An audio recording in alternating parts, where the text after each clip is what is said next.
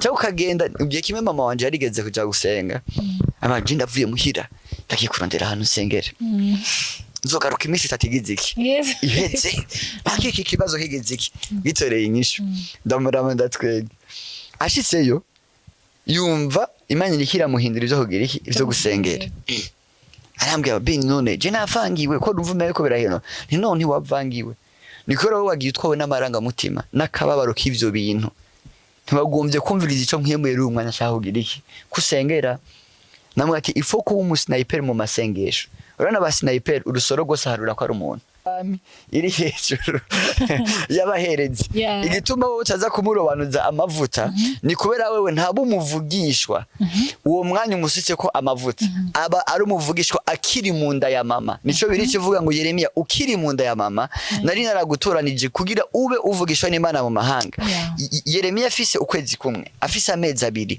afise amezi 3 afise amezi 4 yarasanzwe ari uvugishwa n'iki n'Imana avutse naho nyene asanzwe ari uvugishwa n'iki n'Imana kubera umuherezi wacu ari we yitwa Yesu Kristo igihe abasi baduhagurukiye agerageza akabacanga ubwenge birivuga ngo bumva umenga bomwice Onda toyereka nitumishe katumudanda tukagende gufa nabi nikakarosi ibintu kama kavuga ko tuzokunamira mugabo ivyo bakoze vyose bisanga bamuherekeje muka Potifara aramurementaniriza kumba musunitse muri prison kugira aje guhura n'abantu bavuye he kukirimba ntibari kumumenya muka Potifari atamugambanira inyuma y'ivyo abansi bawe bagukorera inyuma yaho hari intaho uzobona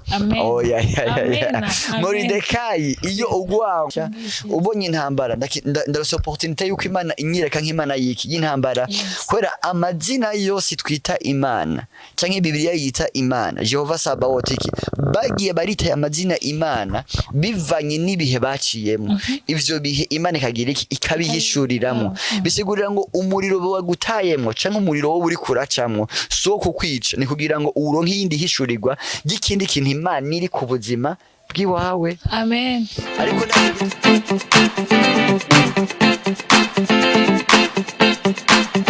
Yes, bakunzi ba Shine TV reka ndabe kazi ngenda bashimire mu bwese mukomeje kudukurikira wabera mu gihugu cacu ciza c'u Burundi waburi muri diaspora nabwire ngo big up son and don't give up yes gecho tunango gukora ikiganiro binga mu byo nkunda kukubwira no kudacika intege gucika intege ni ntambwe imwe ituma usubira inyuma bigatuma udashika kwihangiro y'ivyo wihaye canke Imana ivyo yaguteguriye kora cyane usenga Imana wizere ibisigaye biragenda neza cyane yes ni minyone wanyu minyone du monde minyone du ciel minyone iyo ndiko ndi presenta rero mu kiganiro dufitanye n'undi muntu byamabingwa kuko umengo ndi jenye yes turi kumwe na King Benny Prophet King Benny karibu cyane urakoze gose ni MANADIZA yes none namaze kudondora bamaze kutumenyera deje bamaze kutumenya my girlfriend ndashima Imana ko ibintu dukora atari ibintu basi ibintu biriko impact barabizi n'abantu byandika muri commentaire n'abatandika muri commentaire bakatwandikira akavuga bati ivyo bintu muri moni sawa cyane amen biryoshye ndaramukije abakunzi b'ikiganiro MANADIZA n'abantu bose bako bakurikirana kino kiganiro kuri no munsi nazokiraba inyuma y'ino munsi ubuntu n'amahoro biva ku mwami wacu Yesu Kristo birushirije kubana namwe mwese turabaha ikaze muri kino kiganiro twizera ko tuhigira byinshi tuhakomereza tuhubakirwa dukarishanya kugira ngo turushirize gukorera umwami wacu Yesu Kristo mu mpemu no mukuri amen dukomeje kumukurikira no kumukorera no kwiga nkomeza kwiga kandi biba biryoshe cyane rero nkuko twama tubitangura ifo dusengera abantu kugira ngo ibi bintu nabwiye abantu nti mwizere ibintu byose tuvuga bisaba kwizera ariko reka banze basengere mwami Yesu turagushima kubw'umuntu wese ariko arakurikirana kino kiganiro reka imwe mu gutahura imwe mu y'ubwenge ibe ku muntu wese ariko araraba ino video nushime ku ijambo ryawe rije kubw'umuntu kanaka ariko araraba ino kiganiro ndagushima ko kiza kuba ikidasanzwe kuko ijambo ryawe igihe cyose rije ry'amariza rifitekeye inyishu ritekeye ubwiza ritekeye ikirere kidasanzwe nushime kubikoze kandi ko bibaye in Jesus name we pray amen amen kiyo nama ntangurira ko imbere ko twinjira ndani mu kiganiro ni vyifashe gute manadiza iheruka be barakurondeye bagutelefone imeze gute muri rusange Imana ishimwe ego baraturondeye hari abatwandikiye hari abo twahurira muri centre ville hari abaca ku bantu ba postinze ico kiganiro ico shimira Imana nuko twaronse inkuru nyinshi nziza z'intahe zitubwira ko ariho abantu bafashijwe na cane cane kuri kijya kigwa c'urukundo duheruka kwigisha hariho abantu bari muri confusion muvyerekeye ama relation hariho abari bubatse urugo vyabakomeje vyabuguruye amaso nukuri intahe ni nyinshi cane intahe ni nyinshi cane mu ntango hariho nabo vyari vyacanze none ko ari ubwoko munani bw'urukundo urukundo ni iki kubera bakibona navuga idatitse mugabo mu nyuma bumvirije bagiye baratahura kuko kimwe twagiye turagisigura rero nukuri ntahe ni nyinshi kandi Imana ihezagire buri umwe wese kino kiganiro novuga agikurikirana akizirikana imisi yose sinovuga igihe z'isaha 10 du matin 12 z'agatondo sinzi ko bavuga mu kiro 10 du matin mugane ko atavuga satana ndumva biragoye 10 du matin muze muragikurikirana uvyutse ugiye ku kazi ugiye ku ishuri ugenda urumviriza ijambo ry'Imana na cyane cyane ko ribafasha je ndashima ko ikiganiro tugitangura bon antukaje bari mutwara kuri jewe kandi azikora mutwara kuri wewe batumwa kumva ko hari abantu bakeneye kumva ijambo ry'Imana pagusa muri eglise ariko no kubasigurira gutya kubera ko hari igihe abantu bibagora maybe kutakubaza muri eglise ariko darashima nako ngakugura imiryango kugira ngo bashobore kuba bazi ibibazo byabo ku ruhande rwanje naho ndashimira abakomeza kumbaza ibyo kiganiro kizogumaho musenge kugira ngo kigumeho ntigure n'intambamye ufite ibintu nk'ibi mba nemeza neza ijana kwijana ko satani ashobora kuba yobigwanya mu buryo bucanke bundi ariko kubera ko yaneshejwe mu izina rya Yesu kizogumaho amen no musi rero no musi twara fapasi twako turavuga ku rukundo kandi nizera ko mwize ibintu bikomeye cyane ariko no musi twese ku bintu bikomeye cyane kandi nzi ko abantu benshi bibaza kandi na je personnellement mpanda vyibaza iyo reko ravuga kujya mu ngo afise amavuta ngo senga Imana iguha amavuta mbega amavuta muri rusangi niki iyo umuntu avuze ngo amavuta ntitwumve vaseline ntitwumve tops ariko twumva amavuta mu buryo buri spirituel ujya umuntu yarasizwe amavuta nyine nk'ivyo ni ikibazo ciza novuga mu bajije bari muri eglise canke mu Imana yampaye kurongora canke kuja imbere baramaze gukurikirana cyane inyigisho y'amavuta sinibaza ko nza kukwishura gusa muri kino kiganiro ariko nyemere tuzogira part 2 na part 3 kugira ngo abantu batahure cyane birenze novuga ivy'amavuta ni ikidimo canke amavuta asobanura iki ego reka novuga mu ntango ya vyose reka mvuge amavuta mvuga mu Kristo kuko birivuga ngo yitwa alpha akitwa omega ni byiza ko ikintu cyose tugitangura dushobora kubona mu Kristo nico bita ubutumwa bwiza nta kintu cyose umuntu ashobora kukivuga canke akacigisha mugabo kumva mu Kristo yapfuye akazuka kandi akaba ari hejuru y'ukuri rwose n'ububasha bwose amavuta twisunze Bibiliya muri Ancien Testament tubona basiga amavuta abantu batatu ntibigira basiga amavuta abantu bane hariho igituma basiga abantu batatu batasiga bane ntibasige batanu kuko ntivyari gihamana canke sikwera ngo ari umuntu yabihisemo ariko Bibiliya ivuga ikintu kimwe ngo isezerano rya kera cari gitutu c'umutumba w'ukuri wagomba useruke ari we Yesu Kristo novuga isezerano rya kera byagomba kwerekana ishusho y'ukuri ya Kristo Yesu mugabo mu buryo bw'igitutu nico gituma rero novuga Ancien Testament novuga ibintu byinshi byaba byari ibintu biza gusobanura Kristo canke habari ama acte prophétique yerekana ibikorwa by'ubuhanuzi vyerekana Kristo uwazoba ariwe n'igikorwa azokora muri Ancien Testament barasiga amavuta abantu bita abaherezi birivuga mu gitabo cyo kuvayo ngo Imana ibarira Mose ngubwira Aroni n'abahungu biwe baze ku muryango hama uze ubanze ubuhagire mu nyuma ubarobanuze amavuta yo gukora ibango ry'ubuherezi n'abatoranirije icya kabiri barasiga amavuta abantu bita abami. Bibiliya bivuga ikintu gikomeye, bivuga ngo Imana igendera Samweli imubwira ngo uzogeza ryari kundirira kandi naranse ko Sawuli arushiriza gutwara ubwoko bwanje. Bibiliya ivuga ikintu gikomeye ngo imubwira ngo genda kwa Esayi i Betelehemu kuko nahabonye umuhungu afise nk'umutima ngize iki shaka umurobanuze amavuta abe umwami mu gishingo ca Sawuli. Bisigura ngo abaherezi barabasiga, abami barabasiga, ariko kandi n'abavugisha bagira iki barabasiga. Abavugisha babasiga gute? Abavugisha birira bivuga neza. Imana ibarira Eliya imubwira ngo genda uzurobanure amavuta Elisa abe umuvugishwa n'Imana mu gishingo canje. Mugabo uko barobanuza amavuta abaherezi siko barobanuza abami kandi siko bayarobanuza abavugishwa n'Imana. Abaherezi mu kubarobanuza amavuta Bibiliya ivuga ngo basigirwa ku muryango w'ihema ry'ibonaniro. Basigirwa aya mavuta bakayasigirwa no vuga mu kibanza cera mu ihema ry'ibonaniro imbere y'igicaniro niho basigirwa aya mavuta. Ariko imbere yuko babasiga amavuta bo babanza kuboza. Icyatuma babanza kuboza baba bariko barekana yuko igikorwa ca mbere Kristo azokora ku ishengero kizoba ico kwezesha ishengero canke abamwizera n'amaraso yiwe. Inyuma yo kweza kw'ishengero bazohabwa amavuta. Arico Yesu yaciye avuga ngo ubu rero nimurindire igikorwa co kwezwa nagikoze, natanze amaraso ku bwanyu, ngiye kwicara iburyo bwa Data y'amaraso bavugire, ariko ntimuzoce mushoka mugende, muzohabwa ubushobozi mpemu yera niyagira iki niyabazako. Ica kabiri abamukuntu babarobanuza amavuta bakoresha ikintu bita novuga ihembe. Nico bituma uriko urasoma Bibiliya ntiyerekana yuko novuga Sawuli yari umwami w'Abisirayeli. Bibiliya uravye Sawuli ukuntu bamurobanuje amavuta ntibakoresheje ihembe, bakoresheje icupa.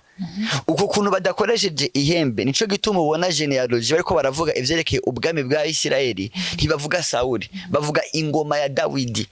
Kuko ugiye gusoma Bibiliya y'icongereza ivuga ngo nukurobanuze amavuta Sawuli abe umugwanyi agwanirira ubwoko bwa Isirayeli. Sawuli yari yabanuje amavuta yo kuba ewaria, yo kuba ingwanyi, yo kuba umugwanyi. Ariko Dawidi rero aje icerekana ko ari umwami barobanuje amavuta, baza gusuka amavuta bakoresheje iki ihembe.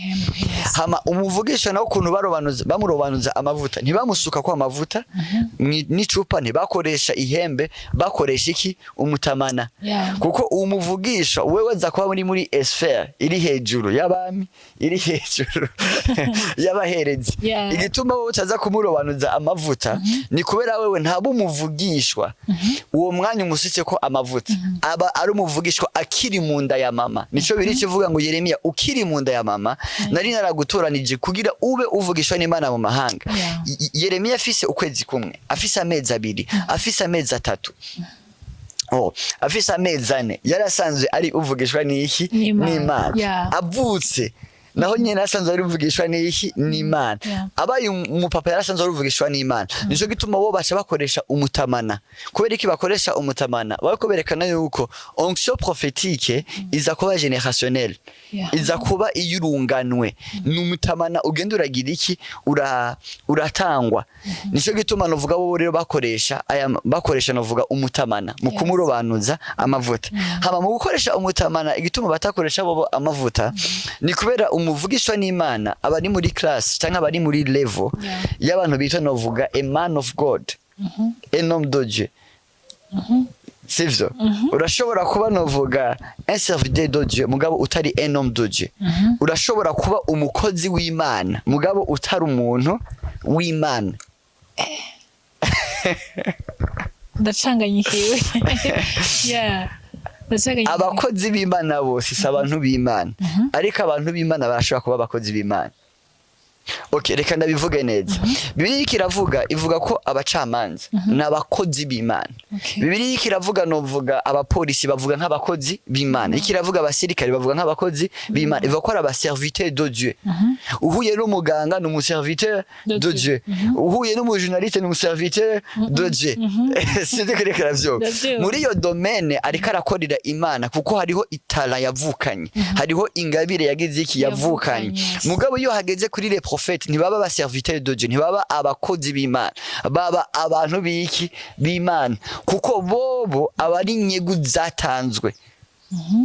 abari inyego z'Imana ziharije abari abantu bavukiye kuba mu nzu y'Imana abantu bavukiye kuba ku gicaniro c'Imana abari abantu novuga Bibiliya yita abanaziri batandukanye nk'iki n'abandi bo novuga bari consacré ku bw'ico gikorwa gusa nico gituma Bibiliya ivuga ikintu gikomeye cyane ikavuga ngo ntihagire ico mugira abavugishwa nanje ntimugakore kubona rubanaje amavuta kandi ntihagire ico mugira kubona kubavugishwa nanje icambere bavuze kubarobanuje amavuta mugabo baca berekana kubavugishwa nanje kubera iki babitandukanije ni kubera muri iyi domaine yawe hari amavuta ufise afatanye n'iyi domaine mugabo rero hariho n'indi class rero indi level y'abavugishwa aba batandukanye rero n'aba bambere niho rero acavuga ngo ukoze kubavugisha n'Imana abasa nk'ukoze mu mbonero y'ijisho ryanje so rero novuga abavugisha rero gituma ubona no gusigwa amavuta byaba bitandukanye n'abandi uko vyagenda sinzi ko noshobora kubandanya ukira nyene umuntu kumva ko korera mu ngabire kuko ubuvugishwa n'ingabire imwe muzo Imana yagira atanga hari umuntu yibaza wa pasteur aba evangeliste bajya abandi bose mbebwe n'abantu b'Imana cyane n'abakozi b'Imana bajya n'abantu b'Imana okay n'abantu b'Imana kuko biri kivuga ngo abajya navuga bari mu mihamagaro itanu canke les 5 ministères muga de la parole bari mu mabango atanu yo kugabura ijambo ry'Imana muga ntibisigura ko hari amabanga atanu hariho n'ayandi mabanga atandukanye Bibiliya yagira avuga igituma ndakibajije niko mwari mwahagaze kwa prophet ko bashavuga ati rero aba evangeliste rabakuyemwo abavuga butumwa ya pastor navuze ko prophet kubera ariho novuga ministère novuga ishaje gusumba izindi muri Bibiliya nibo ubona muri Ancien Testament bahari kuva mu gihe ca Adamu biri byerekana Adamu ko ari umuvugishwa yerekana bajya ba Abeli manuse nyovuga ni ministère ishaje gusumba izindi kandi muri Ancien Testament niyo ubona Bibiliya yagendera avuga ko ariko kandi nariko ndanivugira ko ndumuvugishwa ubashabitahuye ariko ubunye barakuye rokwemo kubera ko bashobora hageze les 5 ministères twe tumenya ko abantu b'Imana les hommes de Dieu c'est pas les serviteurs de Dieu les hommes de Dieu n'abantu b'Imana ego hama rero iyo bariko baravuga gusiga amavuta basize abaherezi cari igicapo cerekana novuga ukuntu umuntu umwe azoza afise amavuta y'ubuherezi afise amavuta y'ubwami afise amavuta y'ubuvugisho twavuze yuko ibi vyari gitutu cerekana umutumba w'ukuri uraza hari gishora guhagarara ku zuba ukabona menga urimo ibitutu bine bitanu canke bitandatu bisigura ngo aya mavuta y'ubuherezi y'ubwami y'ubuvugisho yerekana umuntu umwe ari we yitwa Yesu Kristo birivuga ngo ukunengesera ko si ku Imana Imana yashatse ko kubonekera hehe muri we Yesu rero ntaza kuza ari umuherezi gusa aza kuza ari umuherezi kandi ari n'umwami kandi ari n'umuvugishwa kubera wewe niwe ukunengesera ko si ku Imana kugira iki kubonekera reka mvuge gato Yesu nk'umuherezi sinzi ko babinyemerera Bibiliya iravuga ku muherezi Yesu Bibiliya iravuga icambere ku muherezi Yesu dusoma novuga muri ubutumwa bwiza bwa Yohana igice ca 17 havuga ikintu gikomeye cyane ngo Yesu n'umuherezi mukuru asabira abiyo bisubira ngo Bibiliya irahokonesa canke iremeza ko Yesu ari iki ari umuherezi mukuru kandi asengera iki abiwe mugabo rero ubuherezi bwa Yesu tugomba turaba ukuntu bukomeye cyane gusumba ubuherezi bwa Aroni ubuherezi bwa Aroni igihe bwatangura Imana ibutanguje mu gihe cy'abiseye bari mu bugaragwa bivuga ngo bama batanga novuga ikimazi c'imyagazi y'intama c'amafizi y'impene c'amafu n'ibindi bitandukanye bivanye n'uburyo umuntu agize iki afise hama ivyo bimazi ngo babitanga kugira ngo ivyaha vy'ubwoko bwa Isirayeli bifukwe bisigura ngo ibimazi batangwa vyatangwa kugira ivyaha vyabo bigira iki bifukwe bisigura ngo mu gihe c'abamose uri umukene ntiwabaho bisigura ngo uri umukene icyaha cyawe caca kigira iki kiboneka kandi icyaha cyawe kibonetse wacu egari iki gupfa nico gituma birivuga ko turi mu gihe c'ubuntu kabisa. igihe c'ubuntu gituma turi mu gihe c'ubuntu ntaco dukora kugira ngo icyaha cacu kigiriki giharigwe canke gifukwe ico dukora gusa ni kwizera amaraso Yesu yaseze he ku musaraba igorogota ku bwacu. Yesu rero yarabonye ko ico kibazo kihari yuko abantu bama batanga ariko icyaha cawe kagoma kigiriki kiboneka. Yesu arabona yuko ariho n'abakene bagwa mu mporero kubera badafise ivyo bagiriki ivyo batanga. Muri gihe c'abamose bari bafise ikintu bita favor canke faveur waronka ikintu kubera ico kintu giriki ukimerita. Mugabo grâce ni kuronka ikintu kubera utagira iki utakimerita. Niho bitandukaniye. Rero ubuherezi bwa Yesu buza kuduha imbabazi atari ko ratubimerita. Ariko ubuherezi bwa Aroni bwaguha imbabazi ko ibintu wagize iki watanze. Ubuherezi bwa Aroni bimazi batanga ivyaha vyabo vyarafukwa. Ariko novuga ubuherezi bwa Yesu ikimazi yatanze nticaje novuga gufuka icyaha canje gukura icyaha. Yohana cabivuga neza ngo nguyu umwagazi w'intama w'Imana ukuraho icyaha ciki cyabari mwisi. Bisigura ngo ubuherezi bwa Yesu ntibwaje gufuka icyaha bwaje kugira iki kugikuraho. Nico gituma batwita abakizwa. Mwakijijwe iki twakijije icyaha n'ubushobozi bwacu. Urabizi uyu munsi hari abantu batinya kuvuga ko bakijijwe ari abakijijwe. Ngo cengo sindumukizwa ngo usanga ndumukristo. Ngo sindirimbo ngo urumva ngo jewe ngo sengera hango sindumukizwa. Ndumukatolike si sindumukizwa. Menga ivyo abakizwa ni kesho novuga yaho winjirira. Ya denomination urimo no. Ugukizwa si kesho ya denomination canke ya eglise urimo. Ugukizwa ni kwizera ko Yesu yafuye kubw'ivyaha vyawe kandi amaraso yiwe ataje gufufahaza icyaha ariko yaje gukiza icyaha kandi yaje kugikuraho. Nico birivuga ngo ubwo bwoko ibyaha vyabwo nzobibabarira kandi sinzosubira kuvyibuka iki ukundi. Amabirika kivuga ngo ingero y'icyaha n'urufu ariko ingero igabire y'Imana n'ubugingo budashaboneka muri Kristo Yesu. Uyu munsi rero kuravuga ngo urumukizwa utegereza kuba proud. Ndumukizwa. Utavuga wati ndumukizwa. Utegereza kuvuga nka muri imvije ndumukristo nzokwama ndiwe. Naho igihugu cyose cogira iki contenga. Igituma tuvuga ko dukizwa twarakize. Twakize urubanza rw'icyaha. Twarahariwe. Imana ishimwe cyane. Rero ubuherezi bwa Yesu bwaje gukuraho icyaha. Ubuherezi bwa Yesu novuga ntibwaje gufuka icyaha, ntibwaje gufufahaza icyaha, bwaje gukuraho icyaha n'uruboyi rw'icyaha arico bita urufu. Nico gituma uyu munsi nje kukubwira nimba warizeye Kristo Yesu umwami n'umukiza iherezo ryiza n'umugabane wawe. Bibiri ivuga ngo abizeye Kristo Yesu rivuga ngo Kristo Yesu niwe vyizigiro vyo kuzoboneka ubwiza kandi biri kacivuga ngo nta rubanza ruri ku bari muri Kristo Yesu. Imana ishimwe cyane. Rero dutegereza kwizera iki ni igikorwa ca mbere cy'ubuherezi bwa Yesu. Hari ikintu rero ngomba nga kuvuga ku buherezi bwa Yesu kindi gikomeye mbandanyirizako. Ubuherezi bwa Yesu twabonye ko bwo bwaje gukuraho icyaha. Ubuherezi bwa Yesu bwatuzaniye ubuntu. Ariko kandi ubuherezi bwa Yesu buraza gukora igikorwa gikomeye. Ngomba kukwereka ko Aroni ubuherezi bwiwe yabwigiye kuri Yesu. Imana ishimwe. Bible ni kuvuga ngo ivyo Aroni yakoze ukuntu baca novuga bica umwagazi w'intama, ukuntu bubatse ihema ry'ibonaniro, ukuntu bagize ibintu yabanje kuvyigira kuri Yesu Kristo.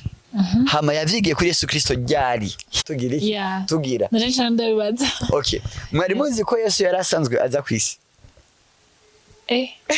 avaye ko avuka yari asanzwe aza kwisi. Okay. Ndabikwereke basi gatoya.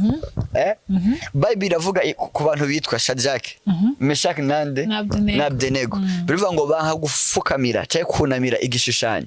Umwami ategeka ko babatamwa itanure ry'iki ry'umuriro. Ngo babatereye mu itanure ry'iki ry'umuriro. Ndakunda Imana cyane. Ndashaka kuvuga utuntu hano hantu. Abatereye mu itanure ryaka umuriro hari ikintu ngaha cyambere tugomba kwigiraho. Ababateruye babata mu muriro nibo babanje gusha imbere yuko aba batwaye bagira iki basha. Ni kubera iki none ababakeruye ari bo babanje gusha imbere yuko aba batwaye basha. Kimwe mu bintu minyo Imana yimye Satani canke igihe Yesu amanuka ikuzimu kwambura ububasha Satani, ikintu cyambere yononye kuri we yononye ubwenge. Satani ni kigo cyambere kiba. Ndashaka kubisobanura kuko iyo bimenye ntibari kubata mu itanure ryaka umuriro kubera ko atari kubata mitano rya kumuriro. Bibiliya iri clair. Bibiliya yerekana ko abasavyi b'Imana ibahindura imbere za kiki umuriro. Umuriro ntushobora guturira ubundi muriro. Iyo aba bafise ubwenge ntibari guta Daniel mu gobo gwiki gw'intare. Kubera iki batari kumuta? Kubera Daniel ava mu muryango wiki wa Yuda. Hama Yuda nawe Yakobo ariko aramuhezagira avuga ngo Yuda wewe umeze nk'intare yiki y'ingore ibunzi igombi kugira ico yofata. Bisigura ngo muri we yarafise kamere mere k'intare. Ico gituma Daniel amanutse mu gogo gw'intambwe. Intambwe nizigeze zimujya. Tuvumenga ni indi ntare biri kumwe. Zari imotereza zikuvumenga uwo muntu ni sawa. Bisigura ngo ikintu kenshi Satani ariko arakoresha abansi mu kukugwanya cyambere abima mu bwenge. Igihe cyose bisanze bakugwanije bisanga bagushize mu nyisho. Igihe cyose bibaza ko bakwirukanye bisanga bagushize mu kibanza cyo. Igihe cyose bibaza novuga ko baguhagurukiye baba bakudugije. Igihe cyose bibaza ko bagomba kugushira hasi baba bagushize hejuru. Ni kubera ikintu cyambere Imana ikora ku muntu wese afise yari karaje. Ntimuha gusa umutahe w'abakunzi, ikimuha n'umutahe w'abansi. Ukufise ukuguru kukuryo ukagera no kubamfu. Ukufise amaboko y'ukuryo no kubamfu. Uko niko Imana ibigomba kwekiribira ubuzima bwa. Iguha abagukunda kugira wizere ko kuri nose hariho abantu bakwizera. Ico Imana yaguhamagariye impano y'Imana iri muri wewe ivyo uriko urakora ariko kandi kiguha n'abansi kugira ntiwijajare. Rero ikintu nama mvuga abansi n'aba protocole bacu badushikana mu bwiza. Rero nimba ufise abansi ku buzima bwa umenye ko araba protocole bagutwara he mu bwiza. So wiyumvira Yosefu iyo Satani amenye ubwenge ntiyari gushira ugwanko ngo bivukana ngo bagirike bamugwanye kubera umuherezi wacu ari we yitwa Yesu Kristo. Igihe abansi baduhagurukiye agerageza akabacanga ubwenge birivuga ngo bumva umenga bumwice ubundi atoyereka nitumishe katumudanda tukagende gufa nabi ni kakarosi ibintu kama kavuga ko tuzokunamira mugabo ivyo bakoze vyose bisanga bamuherekeje. Burya kumugurisha muri Egiputa vyatumye aronka visa gratuit. Kuko yagihe Egiputa ari première puissance mondiale nkuko uvuga Etats-Unis muri kino gihe hamashise hariya umenga umugiriye nayo kubi bamushitse muri ca kibanza bizomworohera ko agandirizamwo muka Potifara aramurementaniriza kumba musunitse muri prison kugira aje guhura n'abantu bavuye he kukirimba ntibari kumumenya muka Potifara yatamugambanira inyuma y'ivyabansi bawe bagukorera inyuma yaho hariho intaho uzobona. Moridekayi iyo ugwanko Hamana atarugira rw'abayuda Moridekayi yari gusazira kwirembo yari kuguma ari iki ari umunyezamu. Bisigura ngo ugwanko rwawe bivukana na Yosefu rwabaye inyishu kuri Yosefu kugira ngo abe premier ministre. Ugwanko rwa Hamani yagiriye abayuda rwatumye Hamani agira iki ava kwirembo byatumye novuga Moridekayi ava kwirembo ry'ibwami. Bisigura ngo uyu munsi ndagufitiye inkuru nziza. Amen. Ivyo bokora vyose bazokwisanga bari ko bagushira mu nyisho mu izina rya Yesu. So inyuma yaha rero uza kubona bamushize novuga babashize mitanure rya kumuriro babe kivuga ikintu gikomeye ikivuga ngo umwami aravuga ngo mbetwa y'abantu bangahe batatu muga ndabona ugira kane ugira kane afite ishusho imeze nk'umwana w'iki w'Imana. Yavuze ngo ameze nk'umumarayika ntiyavuze ameze nk'ikinyabugingo cyangwa nk'umuserafi ameze nk'umwana w'iki w'Imana. Ikibazo cyangira bisigura ngo aba bami Nebukadineza bari babonye Yesu babonye Yesu mu yindi shusho ari niho ngomba kuza kubigutandukaniza ndabere kuntu Yesu yamyaze. Mugabo rero hageze gukura yaba bantu ntibakuyeyo bane bakuyeyo bangahe batatu. Ni kubera ikintu batakuyeyo bane ni kubera uwa kane sibo bari bamushizeyo. Hama ikindi kibazo mfise ni kubera ko uwa kane bamubonye babashize mu muriro batamubonye bataramushira mu muriro. Eske ujya wa kane yarasanzwe ari mu muriro canke barajanye mu muriro? Ujya wa kane bari basanzwe bari kumwe imbere yuko aja hehe mu muriro. Barasanzwe bari kumwe. Ikiresho ngomba kukubwira gikomeye Imana yawe abansi bazobimenya nibagukorako nukuri. Hariyo vati ndasenga hariyo vuga ngo Imana yashiza nige ndiko ndakora ibi kanshi nukuye kuguma bivuga. Nico mpora nkunda kuvuga ngo iyo bagukoze ko kwikosa bafa bakosoba kabisa. nico gituma ishengero Imana dufise ni Imana igendana natwe birivuga ngo ntibakure y'umuntu numwe wese ngo bizonashika umuntu akagira iki akanayikorakora mugabo hari igihe tuvuga ko dufise Imana abantu ntibavyemere mugabo akavyemera igihe baguhagurukiye nivyo vyabaye kuri Herode ahagurukiye Petero nivyo vyabaye no ku bandi bantu batandukanye rero Imana yawe bazoyibona nibagomba kugushira mu itanure ryaka umuriro amen icya kabiri bisigura ngo umuriro kuri twebwe turonkamo revelation y'ikintu Imana iri nico nama mvuga there is no testimony without test nta témoignage ihari atakugerageza kugize iki kuhari bisigura ngo ukeneye ko Imana ikwihishurira ucumenya ati haije ikibazo imbere yanje ni opportunité ndonse yuko Imana inyihishira mu indi facette bisigura ngo ubonye ngwara uvuga ati okay ndaronse opportunité yuko Imana inyereka nk'Imana ikiza ubonye ubukene okay ndaronse opportunité yuko Imana inyereka nk'Imana igira iki itungisha ubonye intambara ndaronse opportunité yuko Imana inyereka nk'Imana yiki y'intambara kwera amazina yose twita Imana canke Bibiliya yita Imana Jehova Sabaoth iki bagiye barita amazina Imana bivanye n'ibihe baciyemo ivyo bihe Imana ikagira iki ikabihishuriramo bisigurira ngo umuriro wagutayemo canke umuriro wo uri kuracamwo so kukwica ni kugira ngo uronke yindi hishurirwa gikindi kintu Imana iri ku buzima bwiwawe amen ariko ndazi gituma rero Yesu atigeze avayo uwakana atigeze avayo ni kubera yarazi ati muri 2025 hariho umukobwa yitwa Mignone bazoshobora kumuta mu muriro hariho umusore yitwa Prophet King Ben bashobora kuzomuta hehe mu muriro hariho umukozi w'Imana yitwa Muhizi yitwa Ken bashobora kuzomuta hehe mu muriro ariko ntibazoje mu muriro ari bonyene ariko bazoje mu muriro bagira iki bansangayo nico biri kivuga ngo muzoca mu nzuzi ariko ntizogira iki ntizobarengera muzoca mu mbeya z'umuriro ariko ntizogira iki ntizizobababura nzoba ndi kumwe nawe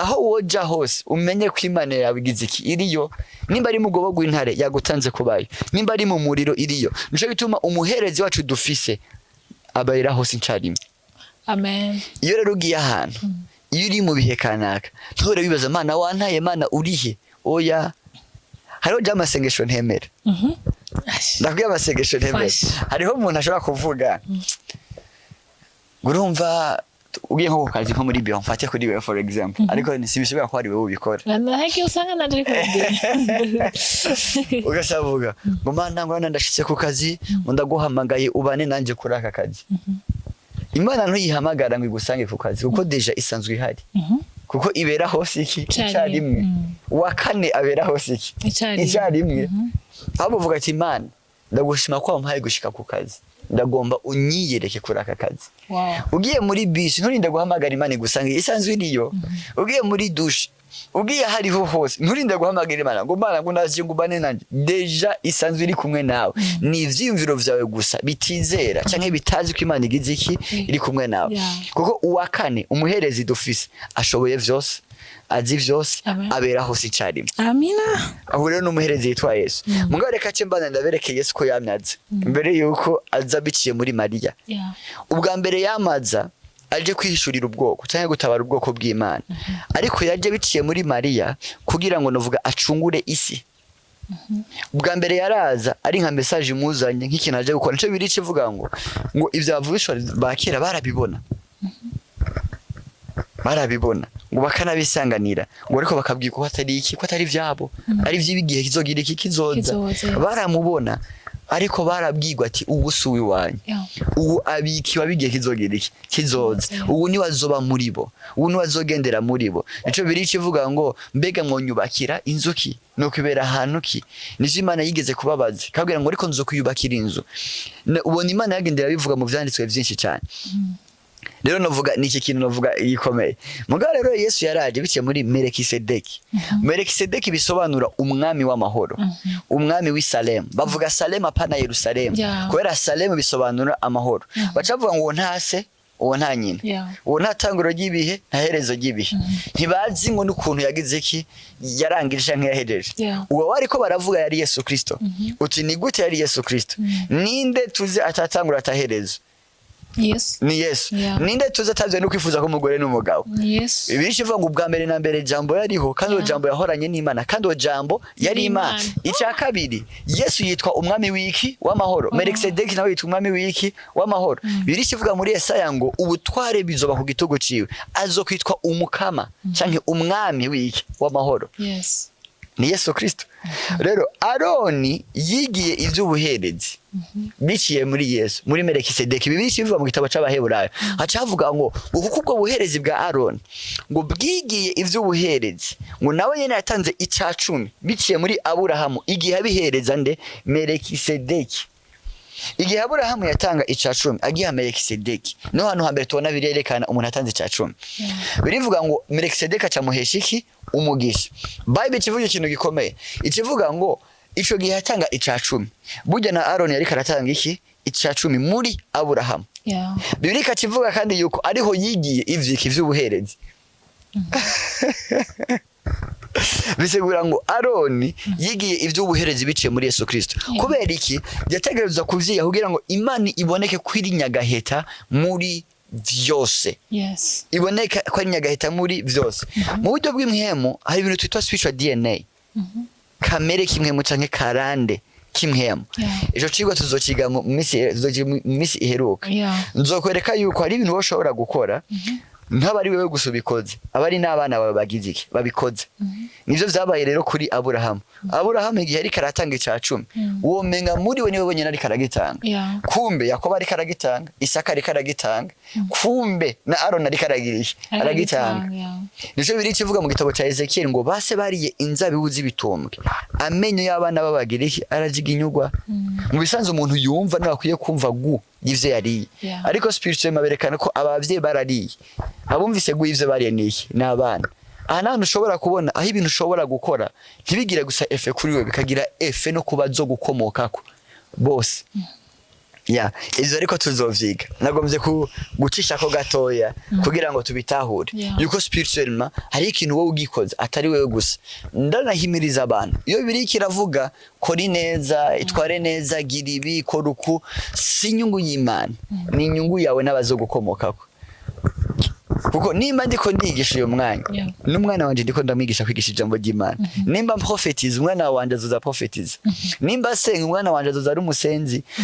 Kuko ivyo ndiko ndakora sindiko ndabikora jenyene ndiko ndabikorana n'abana bari muri jewe. Kuko abana kida gihe novuga babona baje à la manifestation canke baje ku mugaragaro bavyivutse siwe mwanya ububahawe. Ubusanzwe dejo bagendana nubo muri kumwe. Bisigura ngo ivyo ndiko ndakora byose ndiko ndabigisha ukuntu bazobaho umunsi bazozara manifestation. Niho rero novuga ubona rero Aroni yigiye ivy'ubuherezi biciye muri se kuru Aburahamu. Hama akavyigishwa nandi na Melkisedeki n'umwami Yesu. Rero turiko turabona Yesu ukuntu arushiriza kubiki agaheta. Ngoma ndangirize gato kuri Yesu umuherezi. Ntidushobora kuza kubirangiza kuko cyane turavuga umwami, ntituravuga umuvugishwa, ntituravuga ari igikorwa rero cy'amavuta ntangure ku develop. Ariko reka tuje ku kindi gikorwa ca Yesu novuga umuherezi. Abaherezi muri Ancien Testament barakora igikorwa cyo gusabira ubwoko canke gusengera iki ubwoko. Kuko umuherezi carazira ko agenda mwihema ry'ibonaniro agiye ku bitugu adafise utubuye twanditse ko amazina y'imiryango y'Abisirayeli. Utso Imana bigatuma novuga igihe yibagiye gusenga aca yibuka hari imiryango indiko hari imiryango ngiziki ntwaye. Kuko umuherezi ntihagarara imbere y'Imana kubwiyo yahamagara imbere y'Imana kubwihanga. Umuherezi agiye imbere y'Imana ntiyagenda gutanga ikimazi ciyo agenda gutanga ikimazi ciki cihanga. Mwene majambo yaringinga yingingira iki ihanga. Mugabo rero natwe Yesu Bibiliya iratwereka ko ari umuherezi n'ubu arakora igikorwa cyo kutwingingira cyo kudusengera. Birivuga ngo bitaye ko Yesu yicaye iburyo bwa data bitaye ko agira iki aradusengera. Umanda kubaze menya wo kumva wifashe gute wumvise ko Yesu agusengera. Kuko ari igihe tubivuga tubavuga turengana. Ndabizi neza. Ubizi neza. Umva wifata gute umva. Je mutima wanje numva nyene ndi satisfied numva nyene nuzuye ubwo. Numva nyene ndi bavuga gute. Sizigenda bivuga biranagoye gusigura. Biragoye gusigura. Nk'ubu gusa wumvise ati nk'abakozi b'Imana bakomeye ku isi cyane bahari ba Pastor Chris ba Pastor Chris aba Renard Bonke babayeho ba Daniel Korenda ba Pastor Benihin umvise gusa kwandika ati ndagusengera uvumenga ugize ibiro uvumenga deja kubona message yiwe naho yo bari bonjour comment ça va nibaza ko uvumenga ni ibintu vyahatari bikomeye ubwo ufise confidence ati nimba nsengera ibi bintu ndiko ndasengera bitegereza guca mugabo isengero satani yararitwaye ahantu igibagiza ubushobozi bw'amasengesho ya Yesu bakizera ubushobozi bw'amasengesho y'abakozi b'Imana si bibi kwizera amasengesho y'abakozi b'Imana ariko kandi ni byiza ko no muri conscience yawe umenya yuko na Yesu agira iki agusengera nico gituma rero abakristo bahora bagira novuga ama deception abandi bakidoga abandi akamererwa nabi unakaravuze cyane dusubira kunsengera bagashavura naramurondeye ndamubura uwo muntu ntashoboye byose bashaka kuzomurondera nafite ibibazo byiwe bashaka kuzomurondera nawe ajyamye bashaka kuzomurondera telefone yagize iki yajimye nagusengera rero agakiza iyo umuntu ari karagatahura agenda araronka independence mu buryo bw'imhema aratahura novuga ivyerekeye ama principe y'imhema ni vyiza ko umukozi w'Imana asengera ariko iyo bishise nkamubura ntibisigura yuko Imana igira iki itanyumva kandi ntibisigura ko atawundi mu intercesseur nawe ari giriki aransengera Yesu numu intercesseur dufise gusumba abandi ba intercesseur bose twogira iki twogira canke twokenera rero ndakubwiye nta mpamvu yo gucika intege nimba hari umuntu yakubwiye ko atazosubira ko gusengera uzumubwiye ati nta kibazo no kuri ndafise umu intercesseur akomeye uwo nawe yitwa nde yitwa Yesu Kristo Yesu agira iki aradusengera cyo imvira Yesu ariko aragusengera yo gusengera gute basi higa icapo basi ngo arafukamye ku bwawe higa icapo basi ati yuba ari kararira ku bwanje higa icapo basi ati yuba ari karinginga ku bwanje ni ibintu bikomeye kandi novuga bihambaye mugabo ngo mandabereke gato uburyo Yesu novuga adusengeramo Yesu adusengera mu buryo bukomeye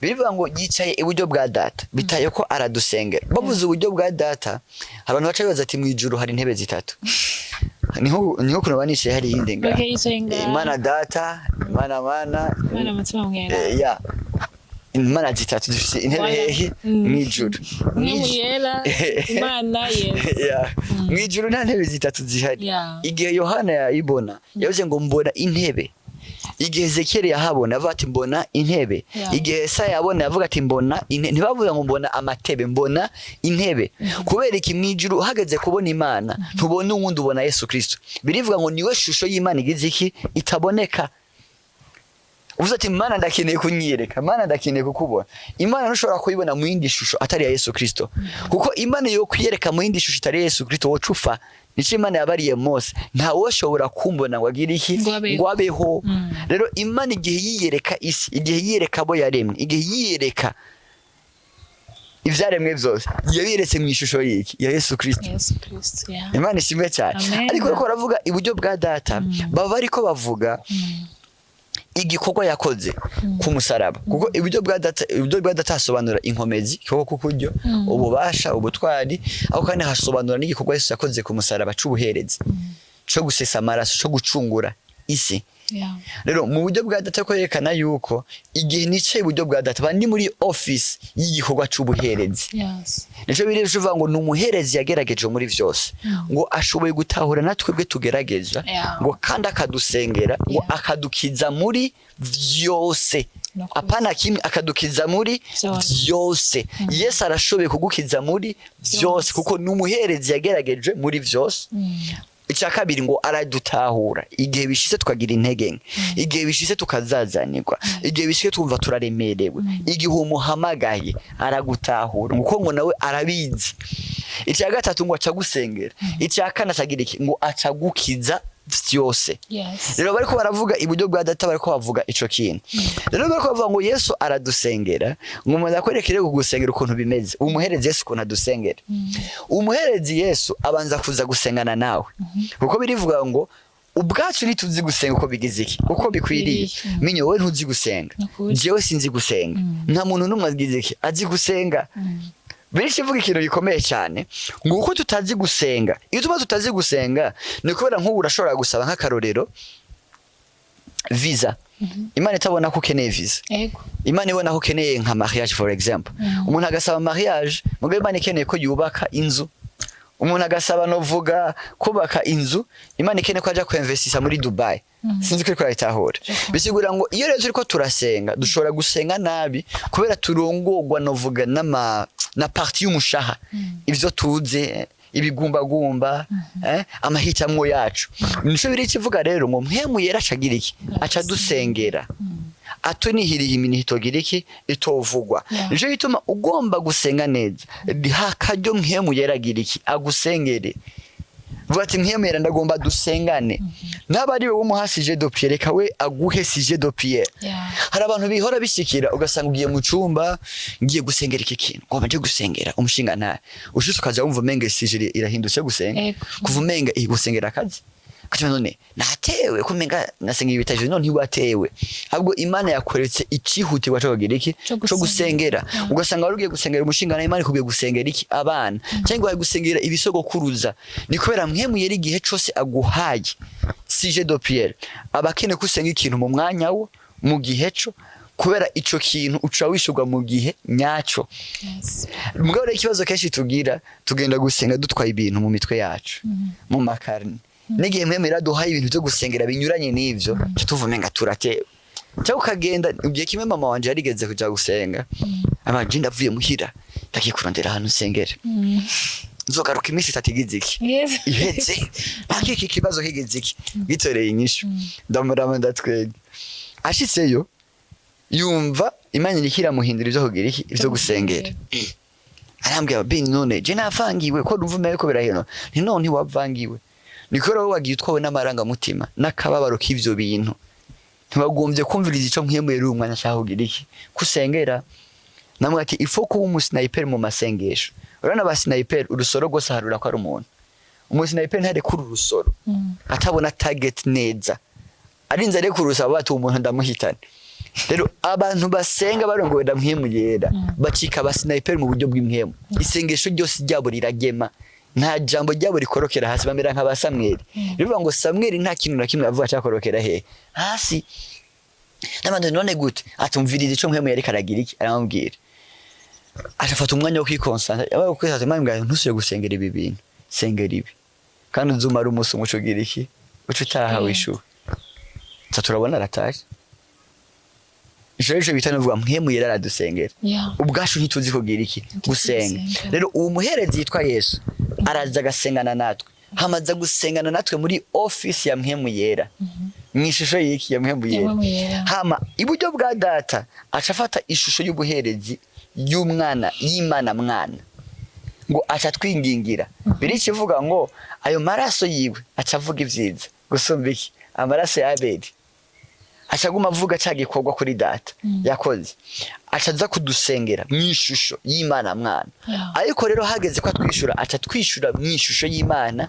data iyo rero tuvuze Yesu Kristo ko ari umuherezi aza gusengana natwe mwishusho y'Imana mpemu yera agasengana asengana natwe mwishusho y'Imana mpemu yera akadusengera mwishusho y'Imana mwana akatushira mwishusho y'Imana data hariho abantu bica bicanga bica bacanga gute reka ndabereke neza mu myaka yahera muri Kongo hari umwe yigeze kuba mu president yigeze kuba yitwa Mobutu yarashobora kuba president yarashobora kuba mukuru w'ingabo ministre wa defense agashobora kuba n'ikiniga ca leta rero ageze kuja kuri televiziyo aravuga ngo jewe umukuru w'ingabo ndasavye umukuru w'igihugu atwemerere turasa abantu bari mu myigaragambyo bari muri manifestation akacagenda agakura za mpuzu za komba z'igisirikare akacagenda akambara costume ati jewe umukuru w'igihugu ndemeye ko ministre w'ingabo agira iki barasa abo bantu ari mu myigaragambyo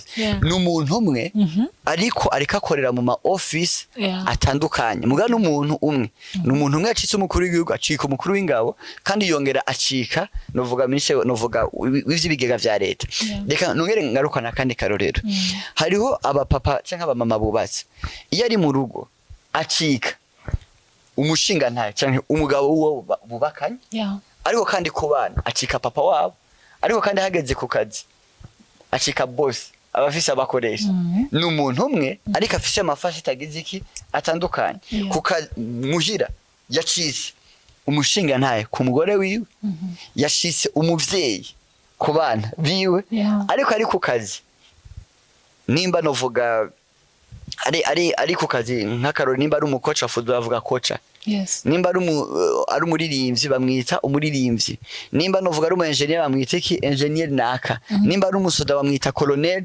naka ni umuntu umwe mugabo ari mu ma office atatagize iki atandukanye rero ni Imana imwe yatwihishuriye mu bihe bigize iki bitandukanye yihishuye nk'Imana data mu gihe kiremwa kuko ijambo data risobanura source isoko niwe soko y'ibiboneka n'ibitaboneka ariko yihishura nk'Imana mwana mu gihe kiremwa kwa kuboko kw'iburyo ariko yihishura nk'Imana mwemuyera muri kino gihe sinzobasiga nk'imfuvyi nzogira iki nzobagarukako nzorondera uwundi mwitsa rero Yesu n'umuherezi asengana natwe adusengera agataka kanatwishura yasenganye natwe muri mwemuyera yadusengeye nk'Imana mwana yatwishuye nk'Imana iki data rero Yesu niwe muherezi akomeye rero ndi ngaha hantu nagomba umukristo wese aduze ukwizera nico Yesu yacavuga ngo igihe cyose musenze musaba mwizere ko mubihawe kandi muzogira iki muzobibona niko bereke yababwira uko niko yarazi systeme canke principe imwe mu kuntu yubatse yaraje ati erega ntimuzosenga muri mwenyene nzonabafasha gusenga nzonabasengera kandi nzonabishura tawiyumvira nko novuga ati beni ndashaka iyi microphone ishire hasi zonanira ntivyokoraniye kuko ni jewe nyene nisabye ico nisabye nsanzwe ngize iki ndagifise cyabimvira rero Yesu igihe ari karagusengera aba ari karisaba cyabumva Yesu ari karisaba ndashaka ko minyone Shenway TV yaguka amen bagira studio amen ndashaka ko minyone bagira amakamera meza amen yaje rero kurabisengera mwami Yesu studio imeze ukunoko Yesu nawe ari karagusengera kandi ari karagusengera aba ari karisaba umva guti ivyo bintu utobironka gute ivyo bintu utobishikako ikibazo rero kenshi tugira nuko dusenga tutari conscious y'Imana turiko turasenga yari tutazi yuko turiko turasengana nayo tutazi yuko iradusengera kandi nayo niyitwishura isa nka hari kirisaba nico biri kivuga ngo ivyimviro mvyimvirako si vy'ivyago ariko ni ivyiki ni vy'amahoro ico Imana ishaka kuri twebwe niki nuko tubaho tuguwe neza bice bivuga mu banyefeso wari ivyiza Imana tege kuva kera kugira tugira iki tubigenderemo iyo uri kurasenga rero ubu uriko usaba ivyifuzo vy'Imana ko bikoreka ku buzima bwawe Yesu n'umuherezi amen isengesho ryose wasenze kuvuga kugitangura gushika ahugeze ndasenga mwizina rya Yesu iryo sengesho umwami Mana ari gukorere mwizina rya Yesu ndagusengera ukwizera ka gusubire guhaguruke gusubire gukure ndakwibutsa ko Yesu n'umuherezi asengana nawe n'umuherezi agusengera n'umuherezi atako akanakwishura nagomba kukubwira Yesu ni wa muherezi abana nawe muri zanzuzi abana nawe muri wa muriro abana nawe muri rwagobo rw'intare uko Yesu n'umuherezi abera hose incarimwe ashoboye vyose nagomba kukwibutsa yuko ikimazi ciwe we nyene yaje nk'umwagazi w'intama ntiyaje gufuka icaha yaje kugikiza yaje kugikuraho yaje kugihanagura ndagomba kukwibutsa ko ari umuherezi yitwa Yesu ku buzima bwawe yazanye ubuntu ku buzima bwawe thank you Lord Jesus Yesu n'umuherezi sinzi ko hariho ikibazo muba mufise cyangwa icyo mukongera ko cha Yesu je biragoye kuvuga inyuma y'ibyo duhejeje kumva n'isengesho ariko ico nemera no kandi ntahuye nuko dusaba atari kure yacu ngiye nize ko gusenga simbwira umuntu ari kure yanje kuko hari igihe ugira ibibazo hari umuntu ariko arumviriza iki kiganiro ashobora kuba ari mu bibazo bitandukanye ashobora kuvuga ati nje ibibazo reka ngira ngo n'Imana ntinyumva ariko natahuye ko Imana igendana natwe iri kumwe natwe iri ku ruhande rwacu tout simplement kugira ngo tumenye neza ko ibyo dusengera bihari ibyo dusengera uwo dusenga dusaba arabizi deja irela kugira ngo yishure amasengesho yacu Mana yanje ntagenda nongera gusa nyene ndumva tu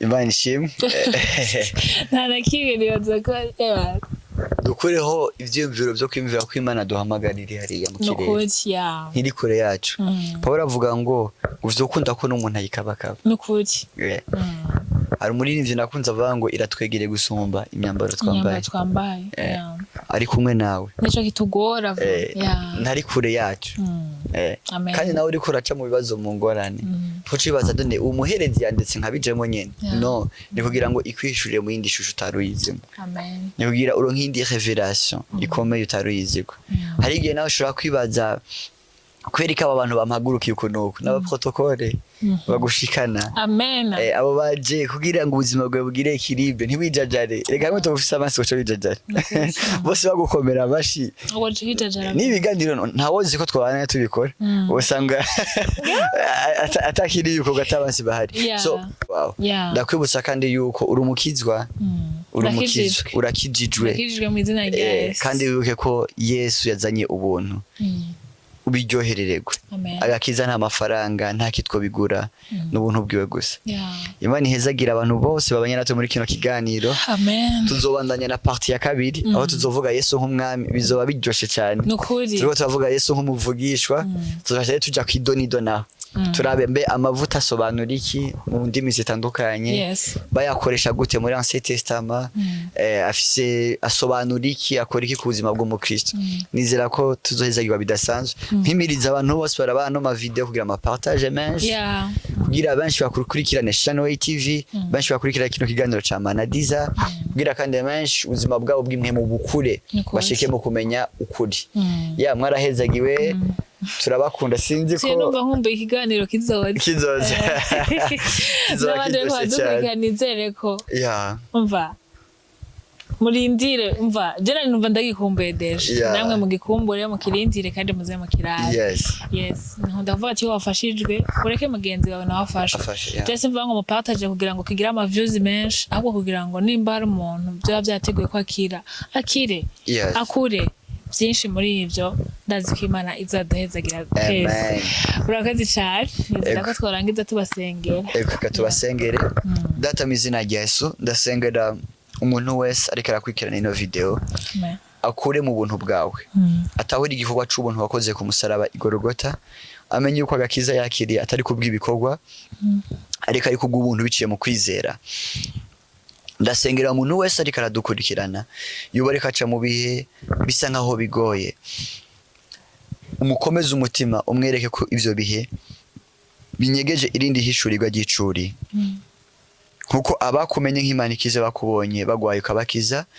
abakubonye nk'Imana n'ingabo bakubonye mu ntambara ubaneshereza nawe akubone muri bino bihe ndasengera umuntu wese ariko aradukurikirana yobona abantu bamuhagurukiye agosha droite babansi yizere amenye ko nibikoresha Imana iriko irakoresha kugira ngo ashike ku mugambi wiwe wamuteguriye amenye yuko kandi atarabamusambura arabamukomeza amenye ko ataramushira hasi arabamushira hejuru ariko kandi amenye yuko mutegurira ameza imbere y'abansi biwe iyo atabansi bahari nta meza aboneka ariko iyo abansi bahari ameza aboneka ndasenga umutegurire ameza imbere y'abansi biwe nushime kubikoze kandi ko bibaye reka nawe yahora asenga kekeranya ukuze muri we umutima wo kwizera no gutahura igihe ariko arasenga ko musengana kumusengera kandi utako akaba ari wenyine umwishura ndagushima ko bikoze kandi ko bibaye ni mu izina rya Yesu Kristo dusenze twizera amen.